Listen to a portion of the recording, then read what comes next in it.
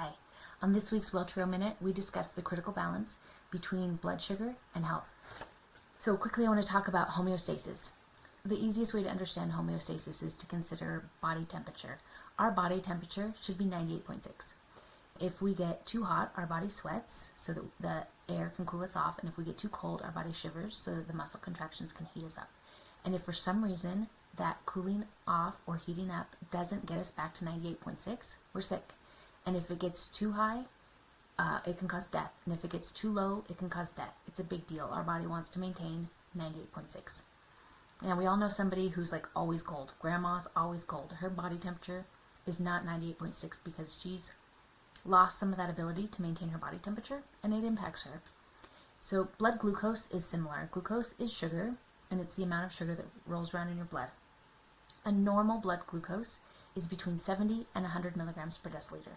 But ideally, that 98.6 of blood sugar is about 80 milligrams per deciliter. And 80 milligrams a deciliter equates to about 4 grams of sugar in 5 liters of blood. So let's look at, this is my little 1 liter bottle of water. If this is blood, then in 1 liter of blood, we should have a little less than 1 gram of sugar. 1 gram of sugar is about the size of a Tic Tac. So in 1 liter of blood, we should have 1 gram of sugar. So in 5 liters of blood, we have 4 grams of sugar, and that equals 80 milligrams per deciliter, which is an ideal fasting blood glucose. That's that 98.6 spot for our glucose. If we go from 80 milligrams per deciliter to 100 milligrams per deciliter, we have increased our blood glucose by 1 gram. So 5 liters of blood has 4 grams of sugar, and that's 80. To go up to 100, we add 1 more gram, and now we're at 100 milligrams per deciliter. 101 is considered pre-diabetic, so doctor's like, we need to look at that. If we go from 5 to 6, which is 1 additional gram, 6 grams of sugar in 5 liters of blood equals 120 milligrams per deciliter, which is diabetic. So just 2 additional Tic Tacs worth of sugar that your body can't figure out how to get rid of, and you're diabetic. What does diabetic mean? The sugar is toxic. The body doesn't want any more than that 80 milligrams per deciliter. So things start to break down. The sugar acts as little crystals in the blood, and it is abrasive to the blood vessels. It impacts the blood vessels in your feet, in your hands, in your kidneys, in your eyes. It can cause PCOS, infertility, causes damage with immunity. It creates problems in our cognitive ability. So we don't want that extra 2 grams of sugar. So let's consider this 1 liter of water, or blood, is actually 1 liter of common thing that we drink, Coca-Cola. In 1 liter of Coca-Cola, there is 110 grams of sugar.